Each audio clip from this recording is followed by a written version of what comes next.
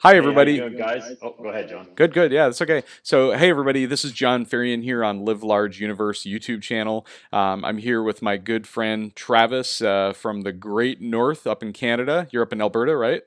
Yep. All right. So Travis is hosting International Men's Day, a Men and Fire program coming up on November 20th, 2021. And he's asked me to speak at that event. I wasn't able to make it in person. And so, in honor of that event, we're having this conversation here live YouTube stream. And it'll be here for anybody to catch up on later. And Travis can use this link later in the video. So, Travis, appreciate you having me on. So, the show is yours. Take it away. Thanks, John. Yeah, so International Men's Day. So I have my, you can see it here, Men on Fire. I started that a few years ago, and it was basically to support men, help men change the language that they use around themselves, and help them to discover what they want to have for their true legacy and discover who they truly want to be.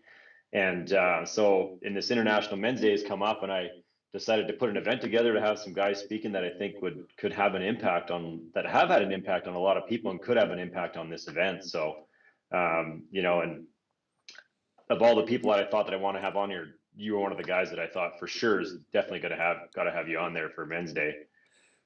So, Yeah, I eh, appreciate that the fact that you're pulling together this kind of a program and that you thought of me is truly an honor and much respect for you reaching out and I'm so happy I could be part of it.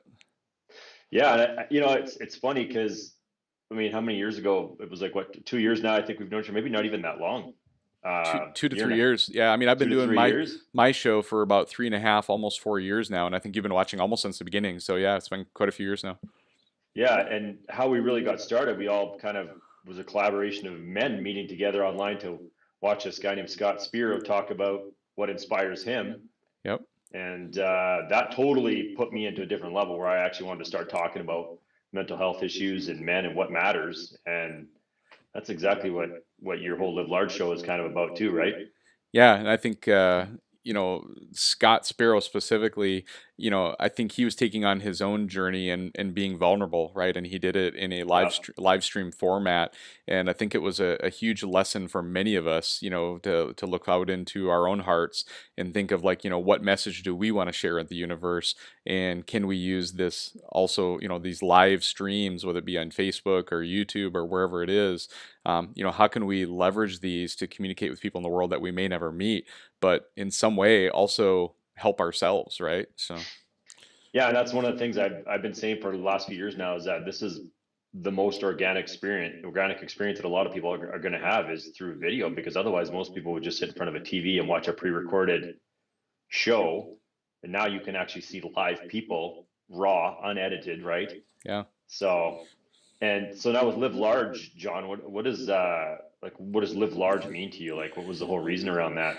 Yeah, no, thanks for asking. And so, anybody who happens to again check out the YouTube channel here, you're watching it on a YouTube channel called Live Large Universe, and Live Large started for me probably in the neighborhood of about 5 years ago.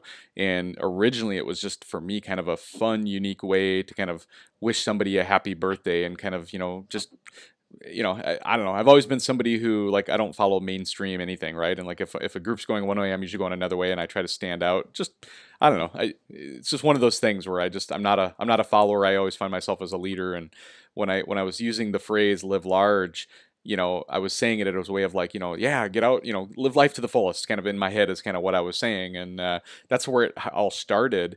And then over the time, it's kind of funny when I started this podcast program that I did 3.5 years ago now or more.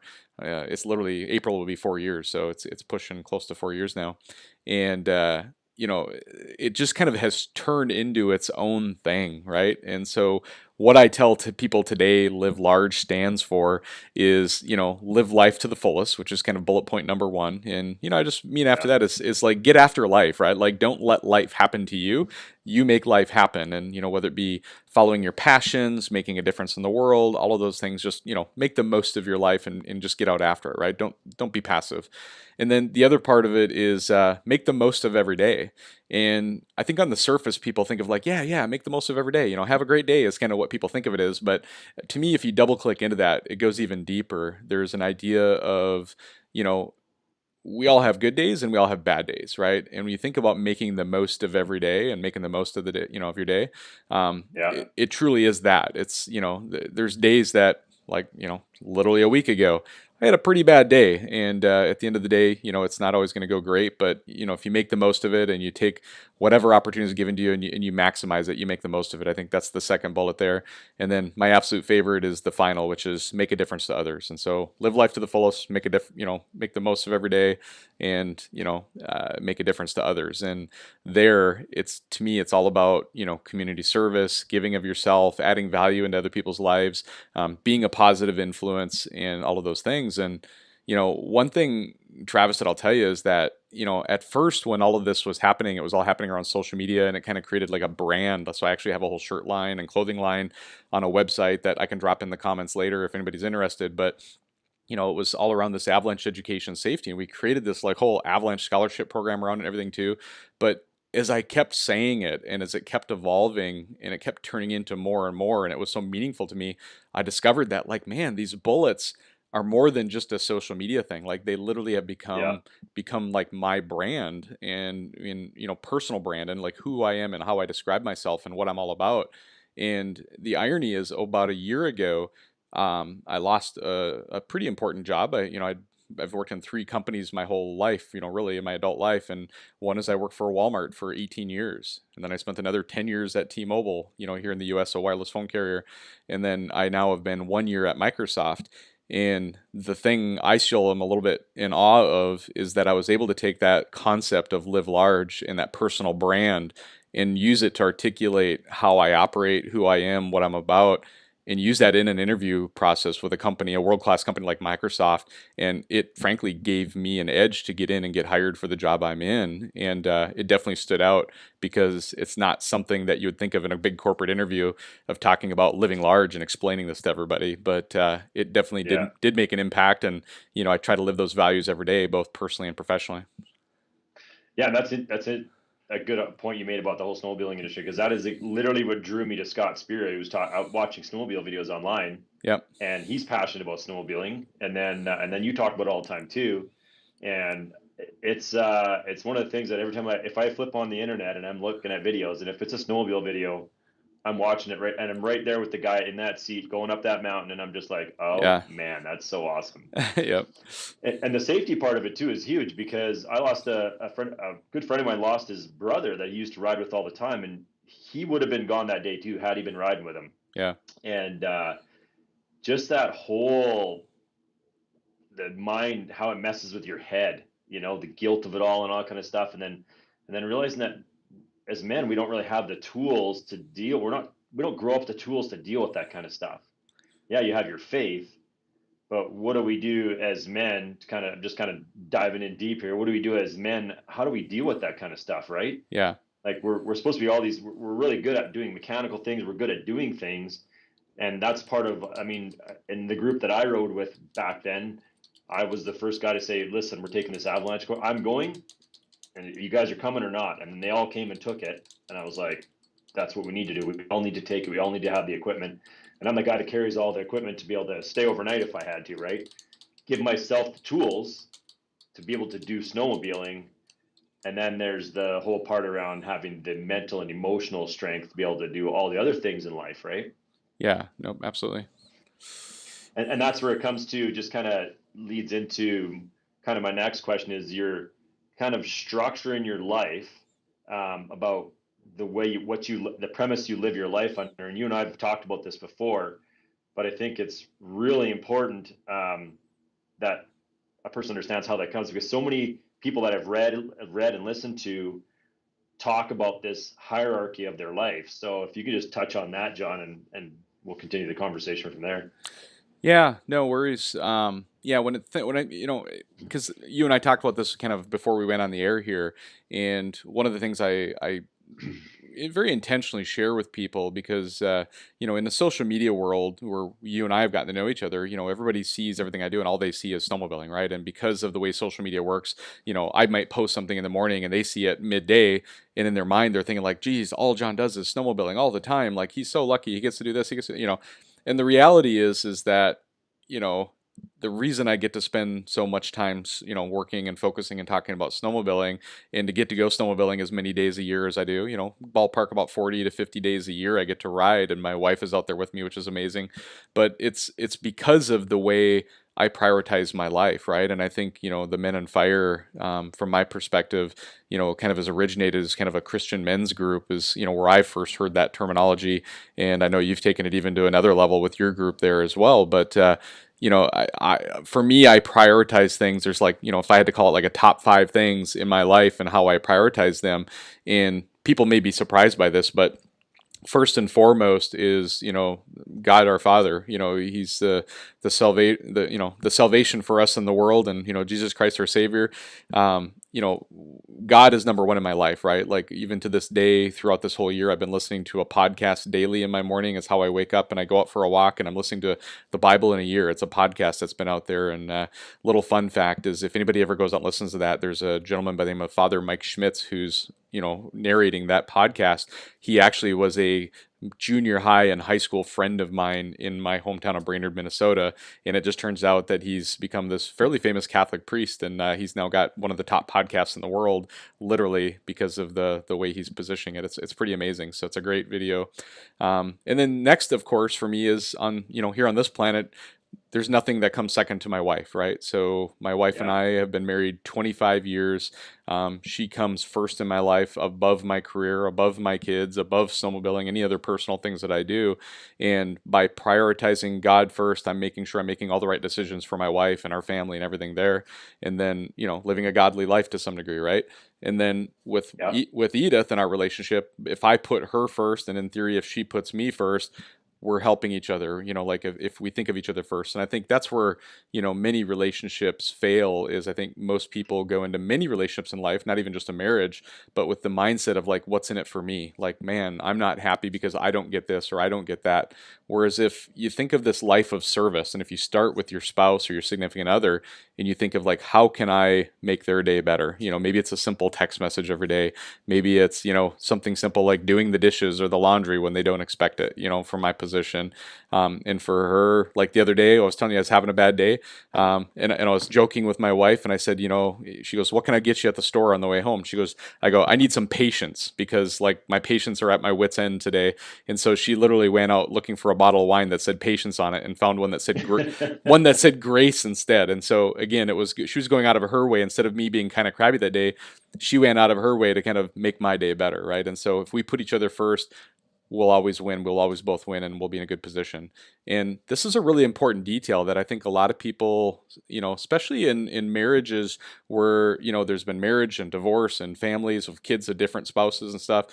This is a really important one that's hard for a lot of people, but I truly stand by this, is the idea that, um, your wife, your spouse should come before your children even, right? And I would say that even above and beyond when you're in a divided marriage that you've had to reunite. Because if you don't put your spouse first, the children conversations are going to get in the way, right? And if you start putting your children before your spouse, that's probably not going to go well for you in long term either, right? And so, putting them in that order. And then, fourth out of all of that is my career, my job, right? And frankly, I spend probably more time in front of my computer and on the phone and, in meetings, than with my career than I do with my wife, with my kids, and frankly with God, right? In spite of the fact that I prioritize things the right way, my career is the thing I spend the most time in. But when I think Yeah. about where I'm prioritizing things and how I make decisions, is what I mean. It's not that I spend less time or more time. It's more about like, if I'm making a decision that's a big decision in life, how do we prioritize the things the right way? And like, if I start making career decisions that are the expense of my family or my wife or God, for God, for heaven's sake, then that's going to lead me into trouble as well. And then Yeah. finally, because I have all those things in order and my job is going well because I've put that in the right priority order and I'm making an income that I can afford to do it, then I can afford the toys and the recreation and the snowmobiling and all these things to be able to go out and do that. And because I've taken care of my wife and my spouse and my kids, it allows me the time to then go out and recreate with my wife. She comes out with me. We have an amazing time. Yeah. And you just think about, if I were to take any of those pieces and put them in a different order, it just wouldn't work. It just wouldn't.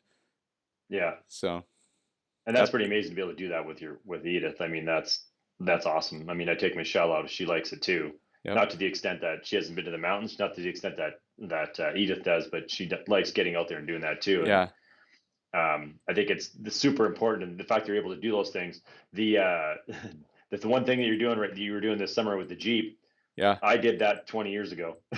Yeah. So I'm living vicariously through you now because I've got diesel trucks. I don't have a Jeep. I have quads, right? But Yep. Yep. such a great way to do adventurous things. So, Yeah. um, and then the part about working on ourselves as well and having good conversations with people. I think that's something that I see you doing a lot in the industry is having those heart to heart conversations with people. And then you have other men come on and women tell their stories and have those deep conversations about, you know, things that have happened in their lives and how those stories can actually positively impact other people, Yeah. just like this story is going to do on this event, right? Yeah. So, so that part about what's contributed the most to your life, I guess it's having that order of things in the right order. And like we were talking earlier, it kind of looks all rosy when you see it all now. Yeah. So is there a time like where you, even though in spite of all of this, that you actually struggled, and how did you get through that? Like what skills did you have as a man to be able to deal with that?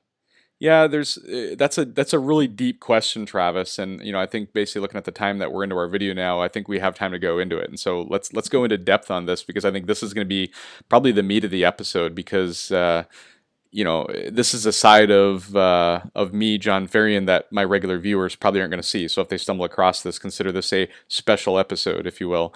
But you know, early in my life, there was a very much a defining moment that literally rocked my world, changed my world, turned my life upside down.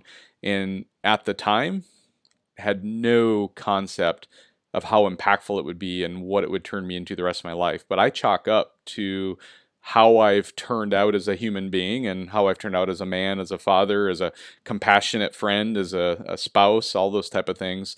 And even as especially as a father, right? I've got two boys that are now 20 and 18 almost. They both have birthdays coming up here shortly. And I think of the way I lead them. I think of the way I try to be a good husband and father, and also at work comes down to this one defining moment, which is that when I was 10 years of age, probably one of the most influential times in any person's life, you got to think about, when we get influenced with something major at 10 years old, think of the impact that has. I lost a sister to suicide. And so my 15-year-old sister at the time, which was 5 years older than me, took her own life one day when I was at a school field trip. And, without going into too much depth here, I would tell you that, like everybody, there's things in our lives that go sideways and go wrong. And in hindsight, what we discovered was she was being sexually abused by an uncle of the family that nobody had an idea this was going on, right? And so, if anybody who's dealt with that kind of thing or just depression in general or has had suicidal thoughts in general themselves, we all know that we all, in some way, shape, or form, are touched by something really dramatic in our lives, at some point in time. And, when you get into that very much of a distracted, distressed state, no longer are we as human beings probably making the best decisions and we're not processing things. And so something that may seem like a huge problem to you, if you really back away from it, is really not a big deal and it's something that you can manage through pretty easily. But when you're in that, state of depression and you haven't figured out how to manage and deal with things in life, sometimes, death seems more desirable than the miserable life that we're living. And unfortunately it was too late for my sister.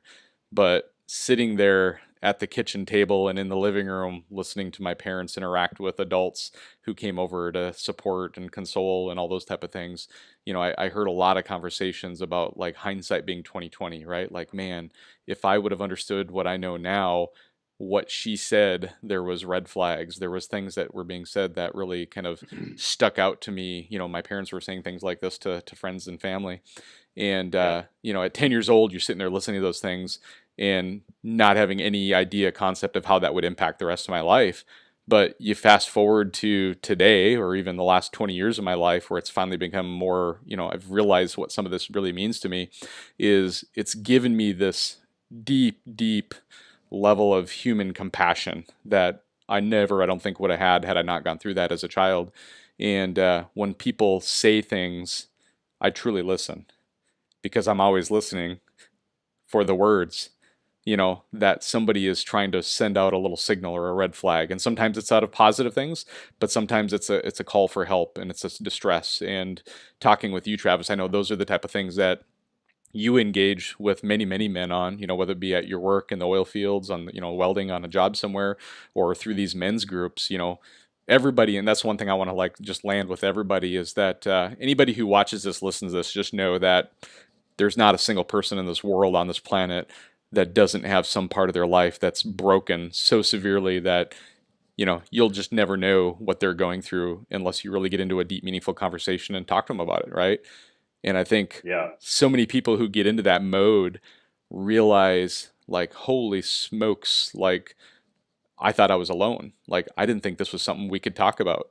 And that's why I am personally so supportive of the work that you do and what you're trying to do. And, I've had you on the show with another gentleman named DJ Osborne. If anybody wants to go back and watch an episode, we had, in my opinion, probably one of the most valuable episodes that I've ever recorded with you and DJ on there and what it meant to the people who listened to it. It's, we maybe didn't have the highest views, but I guarantee you we had the highest impact to the people who actually watched it, when they got through that. And so, that's kind of step one in my journey of, one of the challenging, most troublesome times in my life that I've dealt with. But in the end, they've always said, like, if something doesn't kill you, it makes you stronger. That's one of those experiences that, it took probably 15 to 20 years before I truly realized what it started to really mean in my life and how it's actually transformed me into just a caring, person who just is out there to help everybody else around me and to make a difference in people's lives. And frankly, what Live Large has become and what it's turned into has been really meaningful. And that's kind of the big story. And then if you have a desire, I'm happy to share maybe more real time, some situations. I can give you an example, and you tell me if you want to go deeper into it. Is in my career working at Walmart, T-Mobile, and Microsoft, some of the largest companies in the world, I've lost my job 5 times, like Yeah. professionally. Like I've been told, John, your job's not here anymore. Not because I got performance coached or fired or anything like that. It was just circumstantial, where Yeah. corporate restructures. And if you want to dive deeper into that, I think there's a lot to be learned in those too. I'll let you decide how much time we have. So Yeah. We got about 10 minutes left. Um, so on that note of talking about you, like going through all the stuff that you've gone through, I would say life happens for you, not to you, right? So no matter what kind of past you've had, you grow through that. yeah, Right. And so having a community of positive men, and we're not always positive. Like you said, you're not always positive, but having a positive community in this, when you're home with your wife, that's your positive community, right? So she yeah, wants to bring you up. And that, so when guys are going through stuff, that's why we need stuff like this and have men where showing their vulnerabilities. Because how many people show their life? You and Edith show your life all the time. And Michelle and I get the same reaction when we talk about things online, when we do videos with together. yeah, People are like, we love your videos, yeah, right? Because we're being vulnerable, and we're not taught to be that vulnerable growing up, yeah, you know?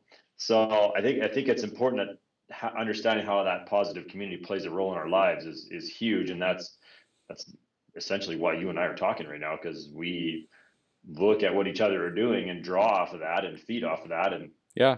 so, I mean, we all want and look for positive role models in our life, and you're right, exactly. If I didn't have a level of respect for the work that you do and what you're doing, like frankly, I wouldn't be paying as close of attention, right? But at this yeah. point, you pop up on my feed every day because what you see, I think, is adding value to the world that we're in, and I very much am a cheerleader of yours and encouraging you to keep working hard on the work you're doing because it's super meaningful. So Yeah, one of the things I talk about quite a bit is legacy, and I think it's interesting, like the kind of work you do in the snowmobile industry, um, is essentially how to preserve your legacy, essentially how to save your life when you're out there in some of the craziest situations. I mean, people don't realize, like, when you're, a lot of people I know have never experienced snowmobiling mountains. Well, it'd be like, I don't know what I'd compare it to. Like a person without a pilot's license getting in a plane and flying it for the first time. It's that dicey when you're up there sometimes. yeah, So you need the training to be able to preserve your own life and be able to look at the landscape and go, yeah, that's probably not a good decision. I mean, if you hang out with the same people all the time that aren't positively impacting your life, then you're not going to be able to make good decisions all the time, right? yeah. So It's like they say, if you're the five people you hang out with the most, if all your five friends are alcoholics, you're probably going to be an alcoholic at some point. Yeah. Nope, Right? absolutely. Yeah, I mean, you definitely are a byproduct of the people you surround yourself with too, and that's something that I've kind of a life lesson, if you will, that I've taken to heart in my life is surrounding yourself with people who are true, genuine friends. Like I've had over my lifetime, a handful of friends who at one time I would have called literally my best friend, and there's times where you start to realize as the relationship gets deeper and deeper and farther, and you want to have a true, meaningful conversation about really important topics in life, and you start realizing, like, as you try to go there, some of these people really get cold feet and they start backing away and they start distancing themselves from you. And some of them literally will figure out an excuse of why they don't even want to be near you anymore, right? And you realize really quickly, like, oh, well, that was just a circumstantial friend. Like, okay, we had snowmobiling in common and that was great, but they really truly didn't care about me. Like, it was more of a friend of convenience that, like, hey, we had something in common, we did some things together. But the true friends you have and the people you surround yourself will be with you through thick and thin. And whether you do something stupid and embarrassing, and the friend that you're with is willing to forgive you for that and to encourage you and to kind of help guide you in a time when you're stressed and you're having trouble, those are the people you want to surround yourself with, because they're not going to just abandon you the first time things get a little challenging, if you will. So Yeah. And that part around too, when you're talking about those friendships and that part, I always say, I talk about this quite often about men are the masks we wear, right? Like being yeah, stoic, being not emotional. That's one of the things, like I know that I've showed emotion on my videos, you show emotion on your videos. It's a vulnerability, because most times men show emotion when it's trauma. You never really see that guy be emotional until something's happened. And in kind of touching on how I met you through Scott through snowmobiling, I had a super emotional experience where I heard about an avalanche in the mountains here. I'm home. I hear the last name and I'm like, no, couldn't be. I drive to my buddy's house and I was the first guy to knock on his door wow, when nobody had been to their house yet. And his wife opened the door and she just like jumped on me, gave me a big hug. And she's like, I don't know what to do. He's not talking. And I'm like, well, of course he's not talking. And I was like, holy shit, it was his brother. yeah, And then Terry comes to the door, and I knew Terry uh, as a through a work relationship, and he hugged me like a brother, and I was just like, holy crap, yeah, this is crazy. Like that was a super emotional experience, and I can't imagine going through that. I was just like, man, oh man, and then yeah. we've talked about it a lot since, but being able to be emotional is a huge part of our life. Well, I mean, let's just go even deeper into that, Travis. Is emotion is just one individual state of being, and it's an important one because it's the one that nobody wants to show, right? And I think Yeah, vulnerability is, in the comments, anybody who's watching here, Michelle said vulnerability is strength, and I'm 100% aligned to that. That's spot on. And I'm actually in the middle of listening to an audiobook called Dare to Lead, and there's a lot of content in there around being a good book. vulnerable leader, and sharing, kind of exposing your own vulnerability to become a good leader, because it drives empathy. But there's a word that really comes to mind when I think of this entire topic, and vulnerability is a piece of that, but it's being authentic, right? It's not being afraid to just be who you are today. But I think there's a lot of us who, we don't have to just accept who we are if we're constantly miserable and sad and depressed. Don't just be authentically sad and depressed all the time, but like Yeah, figure out, like, there's a difference, right? Like, I can be happy one day and not so great the next day, and I'll just be real with you about what it is. And there's yeah, days every week I have a check in with my boss. We call it, the one-with-one meetings that I'm sure we're all familiar with in the corporate world. And 99% of the time it's like, yeah, I'm having a great week, things are going well, here's what I'm working on. And every once in a while it's like, yeah, I'm struggling this week. Like, and to be able to be vulnerable with your manager, who in theory you want to show perfection to, because they're evaluating you, they're judging you, they're giving you your job, all those things. But I think there's a ton of respect that you gain when you're willing to just be authentic, right? And be vulnerable to some degree. But that also includes, being there and showing love, showing compassion, showing empathy, yeah. being vulnerable. Like, those are all emotions that, and things that we can project on people and absorb ourselves back and forth. But that authenticity in life is critical. Yeah, and that emotional, authentic part is kind of like watching a good movie where the person totally bears their soul. And draws the emotion out of you. Well, if you want to really impact people, it's emotion that helps people make decisions, make better decisions, and helps them to be themselves. I think all the more. And it's kind of like playing full out, living large, right? Yeah, Is just let it all out. Why not? You got nothing to lose, and you're not going to change somebody by being closed off and miserable. yeah, They're just going to be like, I don't want to be around that person. I yeah. don't really remember anything about that person other than they were miserable. Yeah. Well, you talk about a legacy, right? Like, you Yeah. mentioned this earlier, and I'm going to go a little deeper in that too, is the idea that, you're right. Like, what I'm doing through my show and my, Live Large, it's like it is creating a legacy.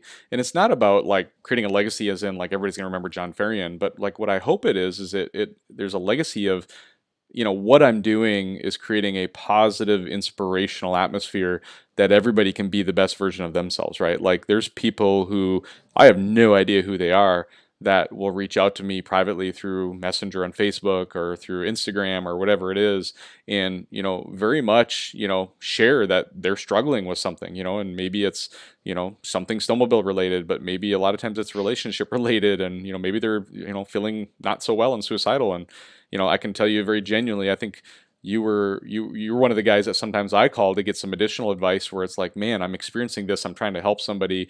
Have you experienced this? Can we help? And it's all with confidence. We don't share names back and forth.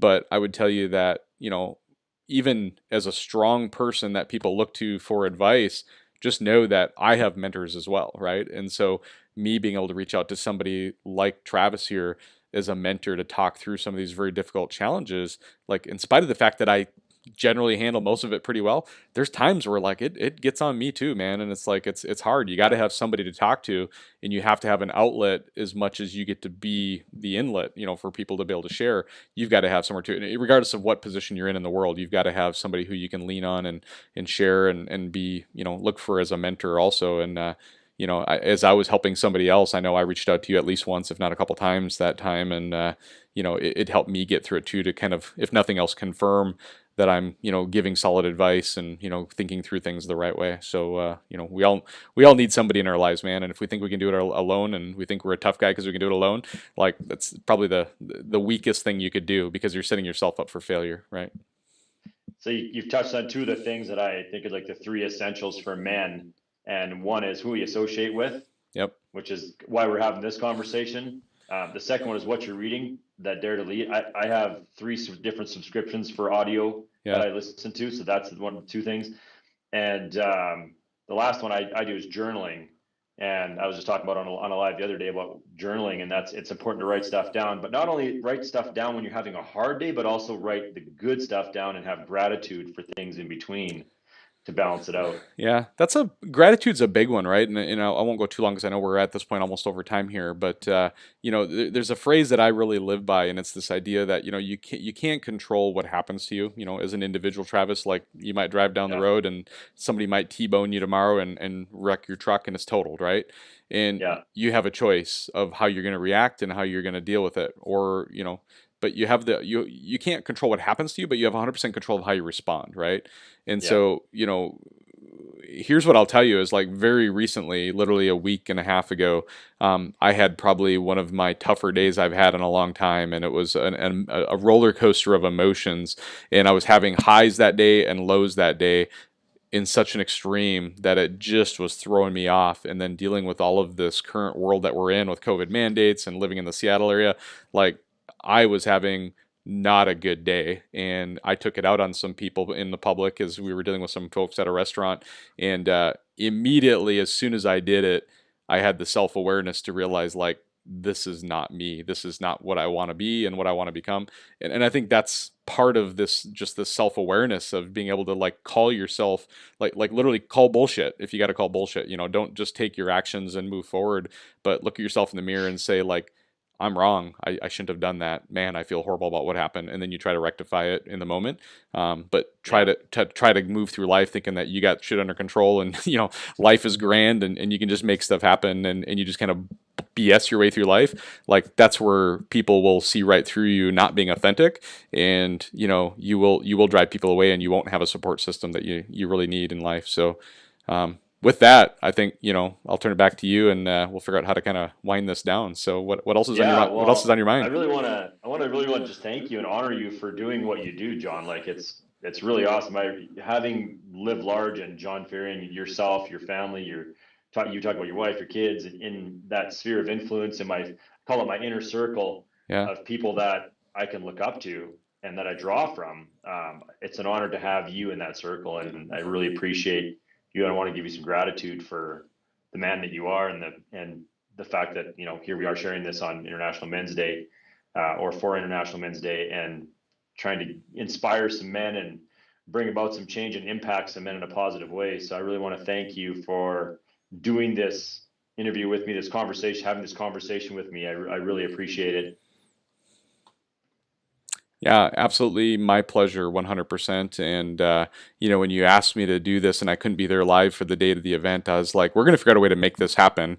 And immediately I thought of like, you know what, let's leverage the resources that we have available to us in a world of technology. Here we are doing a live interview as we would be doing, during the show or during the presentation you have there. But now we Yeah. can share it here as well as beyond the world out in the world of YouTube, if you will, on Live Large Universe. And, Yeah. appreciate your time as well too, and grateful to have you in my life as well. So, Yeah. Thanks a lot, John. all right, have a great night. We'll talk to you later. Yeah. You too.